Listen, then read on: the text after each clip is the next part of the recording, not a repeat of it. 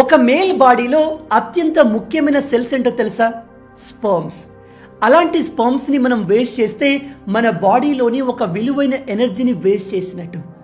దురదృష్టవశాత్తు ఈ కాలంలో ఇది మరీ ఎక్కువగా జరుగుతుంది.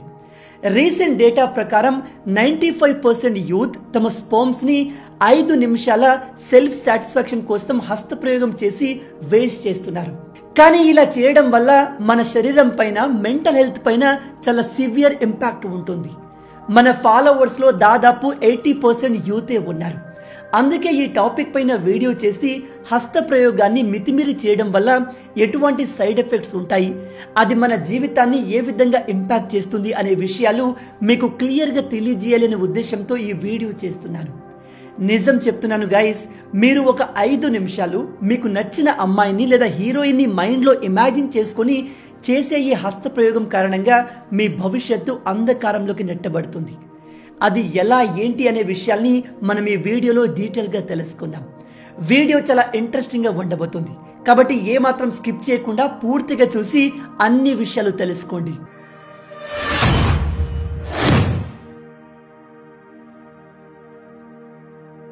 ముందుగా మనం మన శరీరంలోని ఈ స్పర్మ్ సెల్స్ ఎంత ముఖ్యమైనవో తెలుసుకుందాం.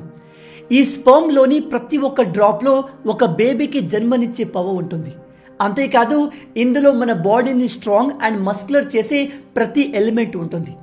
అలాగే మన బాడీలో ఈ స్పర్మ్స్ అంత ఈజీగా తయారు కావు, దానికి ఒక పెద్ద ప్రాసెస్ ఉంటుంది. అందుకే దీన్ని మన శరీరంలోని అతి ముఖ్యమైన సెల్గా చెప్తారు. ఈ స్పర్మ్స్ ఎంత పవర్ఫుల్లో తెలుసుకోవాలంటే మీకు 4 ఎగ్జాంపుల్స్ చెప్తాను. అందులో నెంబర్ 1 మొహమ్మద్ అలీ. ఇతను 3 సార్లు వరల్డ్ బాక్సింగ్ ఛాంపియన్గా గెలిచాడు. ఇతను ఫైట్ చేసేటప్పుడు మనం ఇతని పైన బెట్ వేస్తే ఖచ్చితంగా డబ్బులు గెలుస్తాం, ఎందుకంటే ఇతను బాక్సింగ్లో ఎప్పుడూ ఓడిపోలేదు. అలా ఎందుకంటే ఇతని దగ్గర ఇతర కంటెస్టెంట్ల కంటే ఎక్కువ ఎనర్జీ ఉంటుంది. దానికి మెయిన్ రీజన్ ఇతనిలో ఉన్న స్పర్మ్ కౌంట్. అదేంటి బ్రో, ఇతను ఫైట్ చేసేది మేల్ కంటెస్టెంట్లతోనే కదా, మరి వాళ్ళలో కూడా స్పర్మ్ ఉంటుంది కదా అంటే ఎస్ ఉంటుంది. కానీ ఈ మహమ్మద్ అలీ ఒక ఇంటర్వ్యూలో చెప్పింది ఏమిటంటే ఇతను సీమన్ రిటెన్షన్ చేస్తాడు. అంటే ఇతను బాక్సింగ్ మ్యాచెస్ ఉన్నప్పుడు లేదా ఏదైనా టోర్నమెంట్ వస్తుంది అన్నప్పుడు దాదాపు 3 నెలల ముందు నుంచే హస్తప్రయోగానికి, శృంగారానికి దూరంగా ఉంటాడు. ఇలా చేయడం వల్ల ఇతను అనుకున్న దానికంటే బెటర్గా ప్రాక్టీస్ చేసి బాక్సింగ్ మ్యాచెస్కి ప్రిపేర్ అయ్యేవాడు. అంతేకాదు ఇతను చెప్పింది ఏమిటంటే సీమన్ రిటెన్షన్ వల్ల ఇతనిలో ఎనర్జీ కూడా పెరిగేది అని. Number 2 Nicola Tesla. ఈ పేరుని మీలో ప్రతి ఒక్కరూ వినే ఉంటారు. ఏసీ కరెంట్ని కనుగొన్నది ఇతనే. ఈ నికోలా టెస్లా తన జీవితంలో ఎక్కువ భాగం వర్జిన్ లాగానే ఉన్నాడు. అలా ఎందుకు అంటే ఇతని ప్రకారం సైంటిస్టులకు క్రియేటివిటీ, ఇమాజినేషన్ చాలా ఇంపార్టెంట్. అయితే ఈ క్రియేటివిటీ మనలో పెరగాలి అంటే సీమన్ రిటెన్షన్ చాలా ఇంపార్టెంట్. మన బాడీ నుంచి స్పర్మ్స్ని బయటకు పంపకూడదు అని ఇతను నమ్మేవాడు. Number 3 Steve Jobs. Steve Jobs girlfriend ఒకసారి ఒక న్యూస్ పేపర్కి చెప్పింది ఏమిటంటే శృంగారం చేసే సమయంలో స్టీవ్ జాబ్స్కి క్లైమాక్స్ అంటే ఇష్టం ఉండేది కాదంట.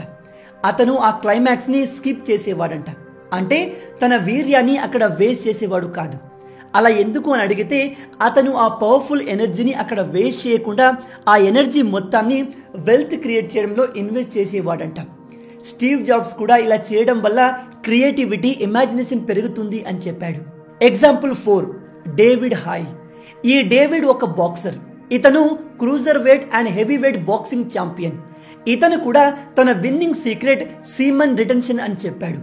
ఇతను ఒక ఇంటర్వ్యూలో చెప్పింది ఏమిటంటే బాక్సింగ్ మ్యాచ్ జరిగే ముందు 6 వారాల పాటు ఇతను తన స్పర్మ్స్ని వేస్ట్ చేసేవాడు కాదంట. అంటే శృంగారానికి, హస్తప్రయోగానికి దూరంగా ఉండేవాడు. నాలాగా వేరే బాక్సర్స్ కూడా ట్రై చేస్తే బహుశా వాళ్ళు కూడా ఛాంపియన్స్ అయ్యే అవకాశం ఉంది అని కూడా చెప్పాడు. నేను ఇక్కడ మీకు కేవలం 4 ఎగ్జాంపుల్స్ మాత్రమే చెప్పాను, కానీ ఇలా చేసి వందల వేల మంది సక్సెస్ఫుల్గా మారారు. ఈ సీమన్ రిటెన్షన్ కారణంగా చాలా మంది తమ వీర్యాన్ని వేస్ట్ చేయకుండా పెద్ద పెద్ద విజయాలు సాధించారు. అలాంటిది మన జీవితంలోని చిన్న చిన్న లక్ష్యాల్ని మనం సాధించలేమా? ఖచ్చితంగా మనకు ఉన్న ప్రతి లక్ష్యాన్ని మనం ఈ పద్ధతిలో ఈజీగా అచీవ్ చేయగలం. దానికోసం మీరు మీ సెక్సువల్ ఎనర్జీని ఫిజికల్ ఎనర్జీ లాగా మార్చాలి. ఇలా మీరు చేయగలిగితే మీరు అనుకున్న లక్ష్యాలను చాలా త్వరగా సాధించగలరు. దానికోసం మీరు రోజు మెడిటేషన్, యోగా, జిమ్ చేయాలి అని నేను చెప్పట్లేదు. ఆయన అలా చేయడం మనకు కష్టంగా ఉంటుంది. ఇక్కడ మీరు చేయాల్సిందల్లా ఒక 30 రోజుల వరకు మీ వీర్యాన్ని వేస్ట్ చేయకండి, అంటే హస్త ప్రయోగానికి దూరంగా ఉండండి. ఇలా మీరు చేయగలిగితే మీలో కలిగే మార్పును చూసి మీరే ఆశ్చర్యపోతారు. మీరు 30 రోజుల వరకు ఇలా చేయగలిగితే మీ ఫిజికల్ అపియరెన్స్ చాలా వరకు ఇంప్రూవ్ అవుతుంది. ఈవెన్ సైంటిస్టులు చెప్పేది ఏమిటంటే మీరు స్పర్మ్స్ని వేస్ట్ చేయకపోతే మీ బాడీ మజిల్స్లో మార్పులు వస్తాయి. మీ మజిల్స్ ఇంతకు ముందు కన్నా స్ట్రాంగ్గా అవుతాయి. ఈవెన్ మీ స్కిన్లో గ్లో పెరుగుతుంది. మీకు హెయిర్ ఫాల్, ఫేస్ పైన పింపుల్, డల్ స్కిన్ లాంటి ప్రాబ్లం ఉంటే అవన్నీ కూడా తగ్గిపోతాయి. మీ ఫేస్లో గ్లో పెరుగుతుంది. మీ కళ్ళలో బ్రైట్నెస్ పెరుగుతుంది. ఓవరాల్గా మీ అపియరెన్స్ బ్రైటన్ అవుతుంది. అలాంటప్పుడు మీరు ఎవరిని కలిసినా ఏ పని చేసినా చాలా ఈజీగా అందులో సక్సెస్ అవుతారు. మీరు నో ఫ్యాప్ చేయడం వల్ల చాలా త్వరగా మజిల్స్ని గెయిన్ చేస్తారు. ఒకవేళ మీరు జిమ్ చేసే వాళ్ళైతే మీ స్పర్మ్స్ని వేస్ట్ చేయడం ఆపేయండి. మీ మజిల్స్ ఎంత ఫాస్ట్గా గ్రో అవుతాయో మీరే గమనిస్తారు. అలాగే మీ బాడీలో ఎనర్జీ పెరిగి మీరు ఎక్కువసేపు అలసిపోకుండా ఉండగలరు. మీ ఎండ్యూరెన్స్ పెరుగుతుంది. కేవలం ఫిజికల్గా మాత్రమే కాదు, మెంటల్ హెల్త్లో కూడా చాలా ఇంప్రూవ్మెంట్ వస్తుంది. నాకు చాలామంది ఇన్స్టాగ్రామ్లో మెసేజ్ చేస్తూ ఉంటారు, బ్రదర్ నాలో కాన్ఫిడెన్స్ చాలా తక్కువగా ఉంది, నేను ఇతరుల ముందు కాన్ఫిడెన్స్గా మాట్లాడలేకపోతున్నాను, ఎస్పెషల్లీ అమ్మాయిల ముందైతే మాట్లాడుతుంటేనే మాటలు తడబడుతున్నాయని చెప్తూ ఉంటారు. ఇలాంటి ప్రాబ్లమ్స్ కూడా కంప్లీట్గా దూరం అవుతాయి. ఎందుకంటే సైంటిస్టుల ప్రకారం మీరు నో ఫ్యాప్ చేయడం వల్ల మీలో కాన్ఫిడెన్స్ పెరుగుతుంది. అంతేకాదు కొందరిలో కాన్సన్ట్రేషన్ ప్రాబ్లం ఉంటుంది. వీళ్ళు ఎక్కువసేపు ఒకే విషయం పైన ఫోకస్ చేయలేరు. అండ్ మెమరీ ప్రాబ్లం ఉంటుంది. వీళ్ళు ఎక్కువ విషయాల్ని గుర్తించుకోలేరు. ఇలాంటి వాళ్ళు కూడా హస్త ప్రయోగానికి దూరంగా ఉంటే వాళ్ళలో కాన్సన్ట్రేషన్ పెరిగి మెమరీ పవర్ కూడా పెరుగుతుంది. ఇవి నేను ఊరికే చెప్తున్న విషయాలు కాదు. దీనిపైన అనేక మంది శాస్త్రవేత్తలు రీసెర్చ్ చేసి మరీ చెప్పారు.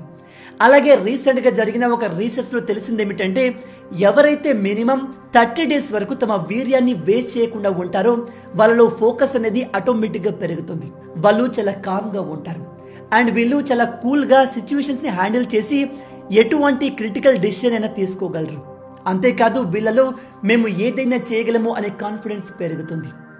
సీమన్ రిటెన్షన్ వల్ల ఎన్ని ప్రయోజనాలు ఉన్నప్పుడు మనం ఇటువంటి వ్యసనానికి బానిసవడం ఎంతవరకు కరెక్ట్? గైస్ నిజం చెప్తున్నాను, ప్రజెంట్గా మీరు మీ లైఫ్లో ఎన్ని ఇబ్బందులు ఫేస్ చేస్తున్నా, మీరు చేసే పనిని ప్రాపర్గా చేయలేకపోతున్నా, మీలో కాన్ఫిడెన్స్ తక్కువగా ఉన్నా మీరు తప్పక చేయాల్సిన పని హస్త ప్రయోగానికి దూరంగా ఉండడం. మీరు ఇది చేయగలిగితే ఖచ్చితంగా మీ సిచ్యువేషన్ ప్రజెంట్ కంటే మెరుగవుతుంది. ఈ విషయాన్ని ప్రజెంట్ సైన్స్ మాత్రమే కాదు, మన పురాతన వేదాలు కూడా చెప్తున్నాయి. మన వేదాల ప్రకారం ఎవరైతే కామాన్ని కంట్రోల్ చేసుకుంటారో వాళ్ళు జీవితంలో దేన్నైనా సాధించగలరు. అందుకే ఇప్పటిదాకా మీ లైఫ్లో జరిగిందేదో జరిగిపోయింది. ఇకపై నుంచి ఈ విషయంలో సీరియస్గా ఉండండి. నేను మిమ్మల్ని కంప్లీట్గా దీనికి దూరంగా ఉండమని చెప్పట్లేదు, కాకపోతే కంట్రోల్లో ఉండండి. మీరు మితిమీరి హస్తప్రయోగం చేస్తే మీ శరీరం మాత్రమే కాదు మెంటల్ హెల్త్ కూడా ఎఫెక్ట్ అవుతుంది. దాంతో మీరు జీవితంలో ఎంతో దూరం ట్రావెల్ చేయలేరు. జీవితంలో సక్సెస్ అవ్వాలి, అనుకున్నది సాధించాలంటే ఖచ్చితంగా ఈ హస్త ప్రయోగం అనే వ్యసనానికి దూరంగా ఉండండి. మళ్ళీ చెప్తున్నాను, ఈ వీడియోని నన్ను ఎక్కువగా ఫాలో అవుతున్న యూత్ని దృష్టిలో పెట్టుకుని మాత్రమే చేశాను. మీకు ఇందులో ఏదైనా తప్పు అనిపిస్తే పెద్ద మనసుతో క్షమించండి. ఈ వీడియో మీకు యూస్ఫుల్ అనిపిస్తే మీ ఫ్రెండ్స్ అందరితో షేర్ చేసుకోండి. మొత్తంగా ఇవి ఈ వీడియోకి సంబంధించిన పూర్తి విషయాలు. ఈ వీడియో మీకు నచ్చింది అనుకుంటున్నాను. నచ్చితే అలా ఊరికే చూసి వెళ్ళిపోకుండా వీడియోని లైక్ చేయండి. ఈ వీడియోకి నేను మీకు ఇచ్చే లైక్స్ టార్గెట్ 5000 లైక్స్. చాలా ఈజీ, సింపుల్గా చేసేయండి. మీరు కొట్టే లైక్స్కి కింద ఉన్న లైక్ బటన్ పగిలిపోవాలి. అలాగే ఇలాంటి మరిన్ని ఇంట్రెస్టింగ్ వీడియోస్ కోసం మన ఛానల్ని సబ్స్క్రైబ్ చేసి మమ్మల్ని సపోర్ట్ చేయొచ్చు కదా. ఇది మీకు కంప్లీట్లీ ఫ్రీ, కానీ మీరు చేసే ప్రతి ఒక్క లైక్ అండ్ సబ్స్క్రిప్షన్ మాకు మరిన్ని వీడియోస్ చేయడానికి ఒక మోటివేషన్లా ఉంటుంది. కాబట్టి లైక్ అండ్ సబ్స్క్రైబ్ చేయడం మర్చిపోవద్దు. రాబోయే వీడియోలో ఇంకో ఇంట్రెస్టింగ్ టాపిక్తో మళ్ళీ కలుద్దాం. అంటిల్ దెన్, జై హింద్.